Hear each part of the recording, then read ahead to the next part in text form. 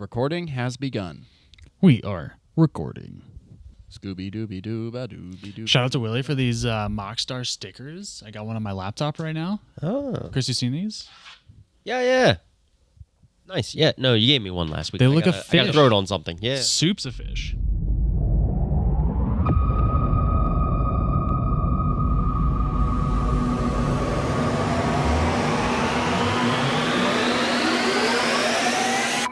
Hello and welcome to the MoxStars podcast. I am Evan Kunai, one of your hosts, and I'm joined by my two favorite colleagues.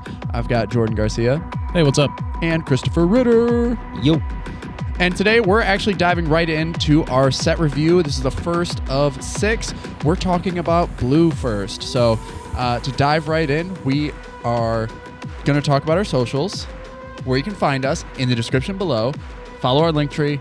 And what, Jordan? What? You're looking at me like I need to say something. What set are we reviewing? Oh, God, we're reviewing. Oh, God, Phyrexia. All will be one. We're talking about Phyrexia. All will be one.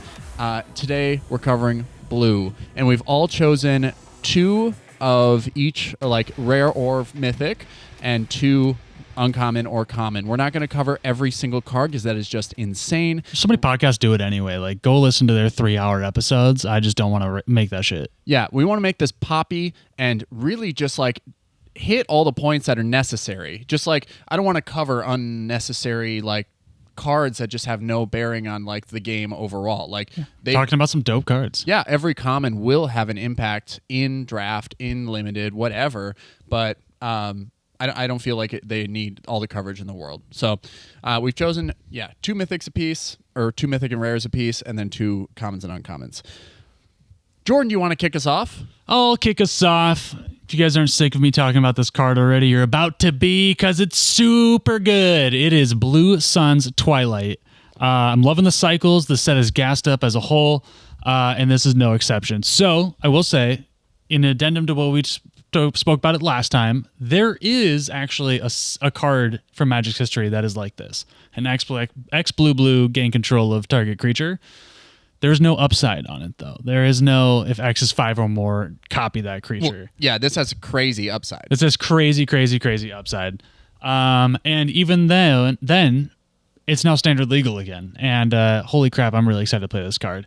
Able to steal creatures, especially low on curve or like on top end, the huge flexibility, I think is going to be sick. It's a blue card, so of course I love it.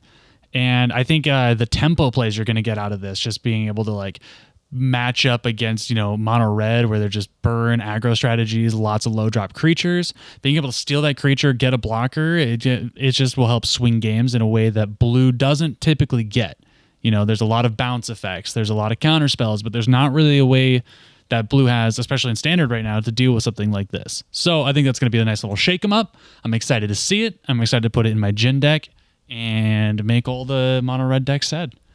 Yeah, for me, this is the best in the Twilight cycle. Like any of the Sun's, Twilights, this one just screams pure power and versatility over the rest of them, because there's a level of conditions need to be met for the other ones, where this one is just like, no, you just take something. Creatures are always going to be present. Creatures are king. Even in Commander, multiple formats. I think that's why this card for me is the best, is because it has flexibility across multiple formats to be in Commander, to take someone's Commander away from them and then potentially create a copy of it. Yes, you lose the copy, but there's just so much versatility here. There's an ETB on it. You get the ETB. Exactly. Yeah, you get so many ETB triggers. Imagine just paying the additional for a dockside. Like, let's say you made X5 for stealing a dockside, and then you just got 2 docksides off of it. Like, the mana you generated from that,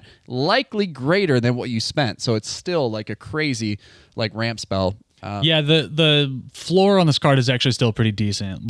Given that there are creatures on the battlefield, which this is Magic, there are going to be creatures. So I think it's going to be pretty hot. Yeah, I guess you gain control of it, so it doesn't re-enter, but you do create the token that would enter, giving you the ETB. So you have to get the 5 if you want ETBs. Slightly confused, but now I understand. These are new cards. Yeah, new cards, also good cards. Chris, what are you chewing on right now? I should speak into the mic. I think that's a good idea. So I guess first from blue, I want to talk about. Actually, I think I buried the lead. I have zero interest in this set. In terms of the. Oh wow. I'm only playing Commander right now, and I don't think there's a single card in this set that I want to put in any of my 5 decks that I've built right now. I don't think it's a bad set. I think it has strong internal mechanics. I think there's lots of interesting things here for other strategies, just not anything that I'm playing. Nothing's like piquing your fancy right now. No. That's fine. There's Literally not a single card. I have That's no super pre-orders pending. I have like nothing. So funny because it's a gassed up set. It is. Yeah. It's very gassed to the general public. It's not necessarily gassed to any particular style. So like everything is just very generally good. Yeah. Strong internal mechanics. Definitely some stuff for other strategies. So the perspective I'm coming into this set review with is like, oh, here are some very strong cards for sure. I think. So Tekuthal Inquiry Dominus, which is again taking another card out of the cycles that are in this set. Yeah, the Dominus cycle, crazy Good. I think all 5 of them are strong. This one in particular, if you would proliferate twice instead. Proliferate. There we go. Got to get that button. Super strong. Anytime you double anything in Magic, it is just a super strong effect. I expect this to be no exception, especially because proliferate by itself is super strong. Yeah. So I mean, people were today they released that what the rules committee had said there were no bans because people were concerned with like poison counters and toxic, and this would like take that to the next level. But they're not concerned about it. But I think that this, if you're let me see it. Poison, if you put a poison counter on somebody and then you put this on the battlefield and you just happen to trigger proliferate, that game is ending so fast. I mean, I'm a fan of fast clocks in Magic. Yeah. Right, like I don't think Yeah, that's necessarily a that's bad thing, especially when you're not doing it in a way that's just breaking the game. This requires setup, that's multiple pieces. You got to connect with creatures. Like there's a lot of, not necessarily, I guess there are a few sorceries and instants that'll do it, but it's a mythic too. It's a mythic, so the odds of you seeing this in like even in draft is very slim. yeah, I think there's a lot of strong cards in this set, but I don't think the set mechanics, like the poison, corrupted, and stuff, is anything that's going to break like Commander or anything more than it already is. It's exactly there. There's lots of big fish in that pond. Right. I don't think it's going to take over. And like Proliferate's been around forever, and yes, I think it is like underrepresented for how strong it is. I don't think this set is changing the texture of the landscape. I don't think like Proliferate's just now broken in half. It's got some more fun toys to play with. This almost does break it, but it doesn't. It's like getting to the point. It's like you build an Atraxa deck, you can build it a million different ways. A Proliferate, with the amount of counters they've been putting into the game, just like says play any strategy that involves any type of counter and it'll work with any Proliferate. And we're starting to see more and more and more of them popping up with these random counters that like, hey, it's not too bad to proliferate that too. Yeah. Ability counters sometimes. Yeah, I think that if you're building anything with Proliferate, it includes this. Oh yeah, for sure. If that's your strategy, I don't see why you wouldn't. Yeah, anything with counters almost requires a package for proliferation. Yeah, and for sure. And, talking about internal synergies in this set, oil counters are another thing besides poison counters that you want to double. +1/+1 counters, you also want to double those. And then also another thing on this Dominus, remove 3 counters and put an indestructible counter on there. Yeah. There you go. That's nice. Keep your doubling effect permanently in play. Right. Why not? Yeah. And the fact that Proliferate is just not a single target counter, it's every possible counter. You're like, yeah, I'll get an extra +1/+1 counter, and why not have an additional indestructible counter on here?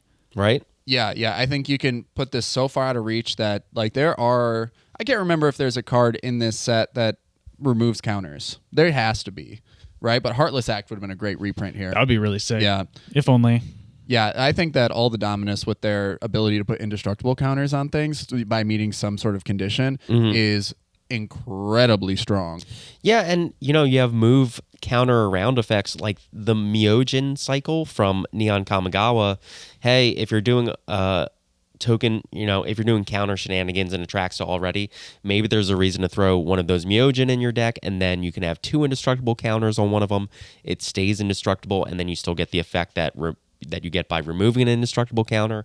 I don't know. There's shenanigans. You can do shenanigans. Definitely shenanigans will be involved. Yeah, this is a great card. I think it's definitely worthy to talk about. Real good card. Evan, what are you talking about? I'm actually gonna take a slice of this mythic pie. There's not a lot of mythics here in the blue slot. There's only 3. So I'm talking about Jace, the Perfected Mind. 2 blue and a Phyrexian blue, legendary planeswalker.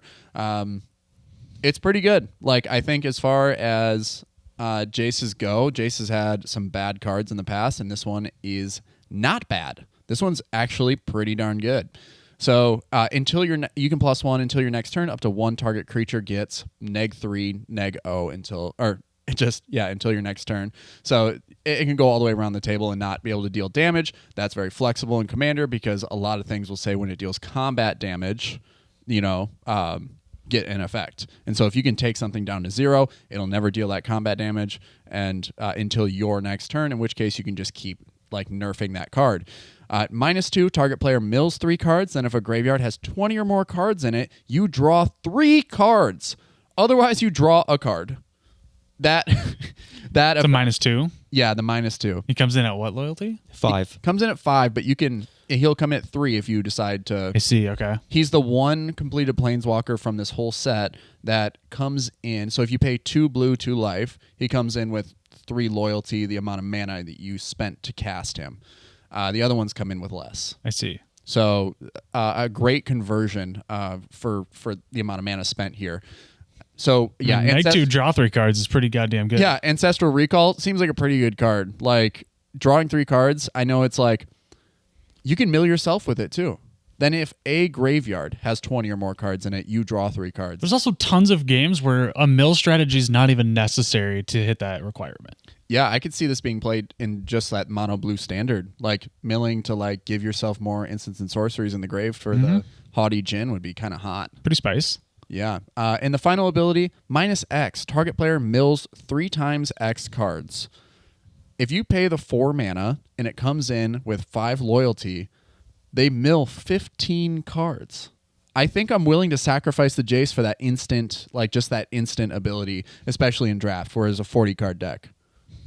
It's just you get late enough in the game and you happen to eliminate their options. I think that's a pretty viable strategy and a pretty viable ability just to Yeah, I mean, if he's already been running the board a little bit, you've gotten some good value out of it. Drawn 3 cards, negged 3 something, won a few combats. And you're why the fuck not? Let's say you pay the 4 mana and keep ticking them up and then neg X and all of a sudden it's just crazy milling. Yeah, this card, this Jace reads sort of like Jace Memory Adept almost at 2 mana less when you figure it for the Phyrexian mana, which is a good rate. It's a decent card at that rate. Bro, hear me out. What if you proliferated Jace? Is that a mechanic in this That'd be set? insane. And there's then, Jace Mirror Master, which creates a copy that's a token of itself. So kind of. Yeah. Imagine. Yeah. Oh my God. Just imagine proliferating this and then being you cast it out, it lives a turn, and then you keep proliferating it, and then you're all right, now I'm going to neg for -8. Yeah. It's 24 cards down the drain. It starts getting a lot better. Yeah, it gets really good. I think, if you happen to get both this and the Dominus in the same deck, wow. Jeej. Just absolutely wow. I think pretty fun guy. I like these planeswalkers. I like seeing the dual casting costs and stuff. Very interesting. It's funny. I think the monocolored planeswalkers from the set are the strongest planeswalkers we've seen in a while. Yeah. No, they're very cool. Yeah, I feel like there was a cycle of just shitty planeswalkers nobody wanted to play. And now we're starting to see some kind of interesting ones. Yeah. All right, moving on. I'm going to talk about my last mythic. Ichor Gauntlet, talking about putting more counters on things. Holy God. Yo. So it's an artifact. Its first ability is good, and its second ability is fantastic. Its first ability says, planeswalkers you control have 0 proliferate, and -12, take an extra turn. Giving planeswalkers abilities, that's a first, as far as I can tell. Giving them new loyalty abilities specifically. Yeah, they've had this on other cards Nicol Bolas, God Pharaoh, or not the God Pharaoh one, but the one of them from War of the Spark, that guy, and then the Kasmina Enigma Sage that we talked about gives every other planeswalker or the abilities that she has. So, but True. still a very new concept. She gives them the ability, or she gets the abilities that other planeswalker have? No, she gives all other Okay. planeswalkers. Yeah, that's true. That is something that gives Yeah. planeswalkers abilities. Pretty untouched concept. Maybe we'll see more kind of coming down the pipeline of granting abilities to planeswalkers. That'd be kind of a fun new take on Super Friends. Yeah, who knows if this just scratches the surface. Also proliferating, really, really good. The second portion is what I'm more excited about, and it says, whenever you cast a non-creature spell, my ears perk up when I hear that, choose a counter on target permanent. Put an additional counter of that kind on that permanent. So it's essentially a proliferation. But it's not. But it's not. For some reason. For some reason, That could be broken? that could be broken. That does not make me think that this card is not broken. Notably, this is more flexible because it says put an additional counter of that kind on that permanent. They're like when you tick up a planeswalker, you're not putting a counter on it. You are paying the cost for an ability, right? This puts the counter on it. So if you have anything like Vorinclex out, it actually doubles the number of counters that go on it. Yeah. Well, look at that. Yeah. It's pretty nifty. I think it's really good. There's, historically, whenever you cast a non-creature spell, blank with no restriction is good. We've seen it with like Paradox Engine, all this kind of crazy shit. This, I think, is where we'll start to see proliferation get truly, truly, truly busted. Like whatever strategy we see from it, there's mana rocks that once you proliferate them, they generate more mana, which is really good when you're trying to cast tons of non-creature spells. All of a sudden, you're looking at a proliferate storm deck coming around the corner. I don't know. Yeah, Astral Cornucopia is crazy Exactly. with this, Yeah. So I think time will tell to see like how far proliferate goes in like the greater meta scheme of things. But I think it's very, very good. Yeah, I wonder what Everflowing Chalice looks like. Right. Yeah. Like with Anything with Sunburst. Yeah. Correct. Wow. Yeah. Just do it for one. You can just be in blue, and then get as far as you need to go. Yeah, you can tick your blast zone up and stuff Blast like that. There's zones, a lot yeah. of flexibility. Chalice of the Void. I challenge you to go out there and just figure out how to break this card because it's so easy to do it. It just hasn't been done quite yet because it's so new. And I really am shocked that they did not put once per turn on this, like as far as that trigger goes. Yes, It's just love to see it. asking for a chain, like for you to like break this and combo off and end the game. I guess that's what we just have been seeing more and more often. Yeah, counter-focused Displacer Kitten. Yeah, exactly. My next rare, is Mind Splice Apparatus. It's another artifact from the set that talks about, non-creature spells in a way, instants and sorcery specifically, but it's the first blue rare to talk about oil counters. It is 3 and a blue artifact with flash. At the beginning of your upkeep, put an oil counter on Mind Splice Apparatus. Instant and sorcery spells you cast cost 1 less to cast for each oil counter on Mind Splice Apparatus. Wow. I think Yeah. Making stuff cheaper is great. It is Yeah. great. It's essentially affinity almost, like just based off of the counters. This is just better than a card that I thought was going to be like great and expensive. Font of Magic from Baldur's Gate in Commander. It's 3 and a blue for an enchantment. Does not have flash, notably, but it says instants and sorceries cost X less, where X is the number of times you've cast your commander from the command zone this game. So I thought that was going to be good. This is way, way better. Like, it is an artifact, a little bit easier to hit. Enchantments are notably just like harder to target most of the time. But this is real nice. It's going to make extra turn spells feel real easy. Yeah, and also in blue, if things can be cast at instant speed, I mean, that's almost like the baseline. Right. Versus the other card that didn't quite make the cut. Oh, gross. Sorcery speed? Disgusting. Yeah, this and proliferate again, just making your stuff cheaper. There's so many payoffs just to proliferate. I feel like they've been towing the line with this concept a lot recently of like instant sorcery spell reduction. You're seeing in a lot of different areas and different mechanics and stuff. I think this one is by far the best. Mm-hmm. Like of all the stuff we've seen recently, I think this one does it the most, does it the best, does it the fastest, does it at instant speed, and it's proliferatable. As we said, pretty freaking easy to do. Yeah, notably, it doesn't enter the battlefield with an oil counter, so it doesn't like come in, make things cheaper. So the turn you flash it in, it does nothing. Yeah, it's similar to As Foretold in that way. Right. Correct, Yeah, yeah. that's a good point. Although I guess as foretold, you can still play your 0 mana spells. Truth. Yeah, your mana crypts for free. Yeah. Or Yeah, we'll whatever. see if it keeps up. Yeah, so I mean, the reason it has flash though. So the upside is you flash it out of the end step, go into your upkeep, put the oil counter on it, and then you're cooking with gas. Like it's such a small caveat. It's fine. Yeah, I mean the fact that you can just hold up mana during your opponent's turn it almost sends red flags to your opponent just to be like, I mean, they have something.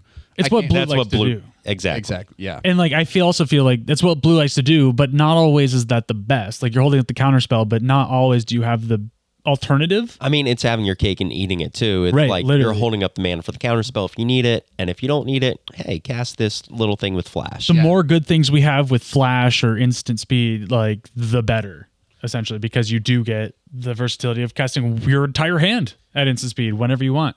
Yeah, if you can hold your counterspell and cast this instead and go into your upkeep, and then it's like, oh, my counterspell now costs Yeah, we less. we had a Feels- game last week where you had a ley line of anticipation out, and just Right. man, that Unbelievable. Makes all the difference. Yeah, it goes a long way. So yeah, put more flash on things. I love blue. All right, Ritter, you've got one more for us. Oh yeah, Mycosynth Lattice makes everything artifacts. Don't worry about it. It's good. It combos with everything. Yeah. it's broken. Absolute combo town. Yeah, Yeah, absolutely great card. Not Mycosynth Lattice. yeah. What was I supposed to talk about? Encroaching mycosynth. Yeah, you know what? I had one of the words right. It is Mycosynth did. Lattice. Yeah. Which is the original effect. That's what they call it Yeah, now. you know what? I was technically correct.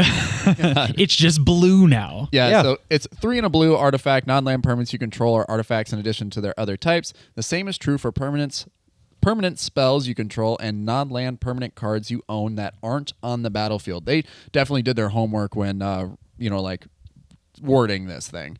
Yeah, I very believe it's the same wording that's on the black version that's in the Necron Dynasties. Are you talking conspiracy?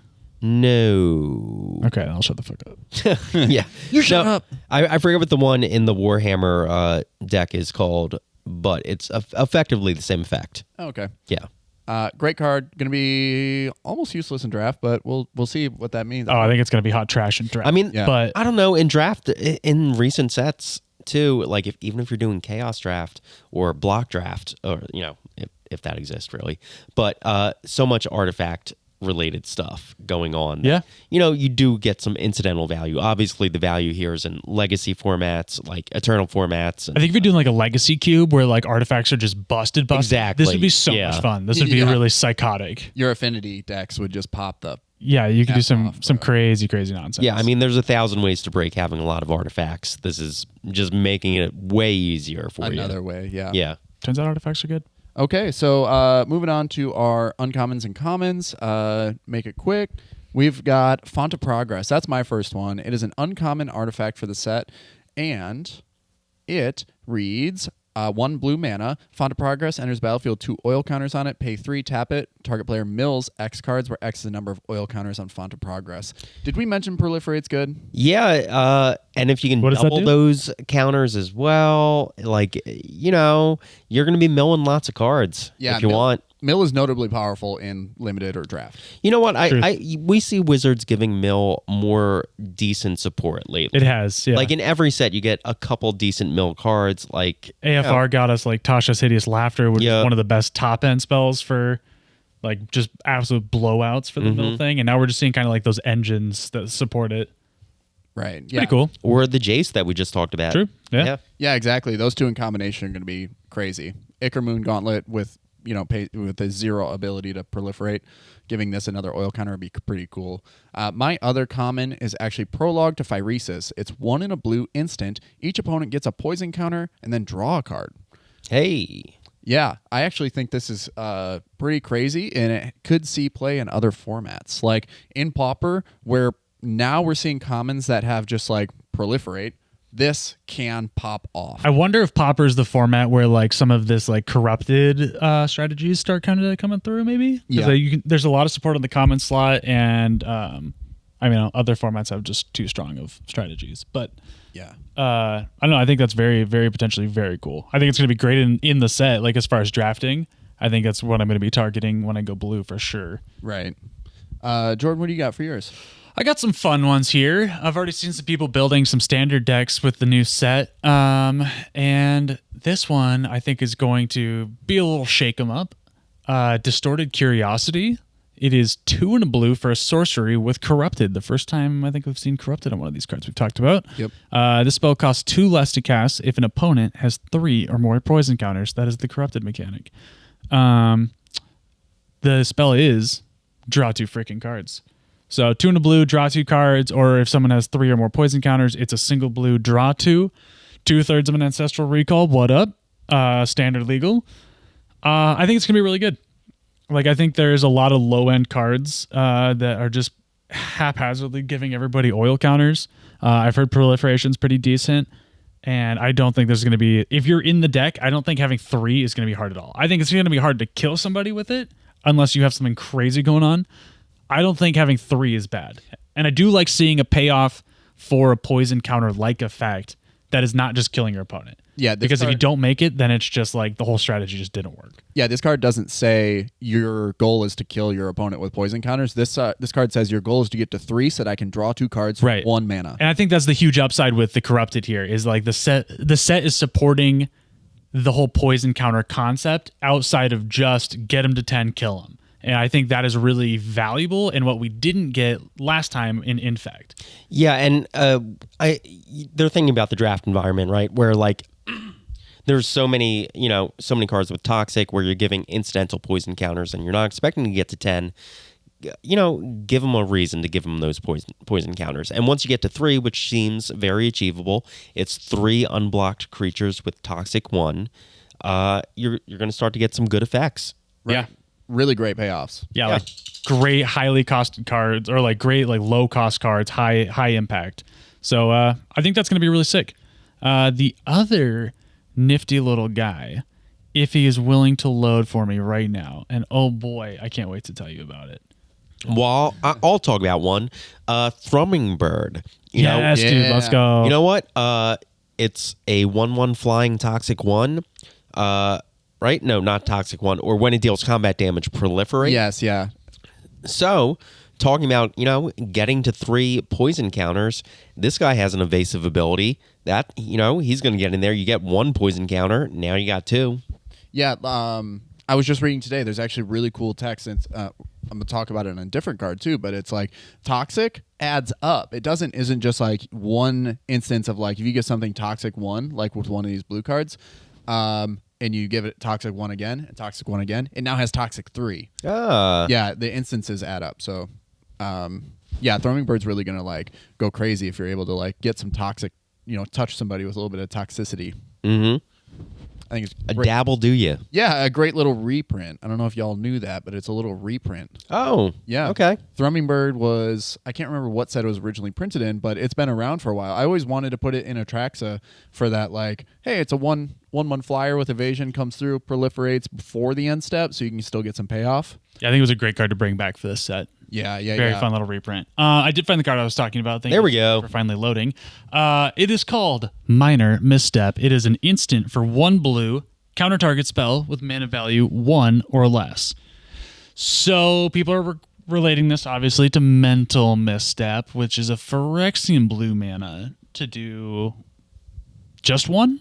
Yes, just 1. Exclusively 1, yeah. So you lose out on the flexibility of having a free counter spell, but the upside is you can counter 0 CMC spells. Is that better? Absolutely not. It is not better than Mental Misstep. But it is something you can do. But it is something that is being printed and you can spend money on it. Yeah, and that is what Wizards of the Coast loves to see.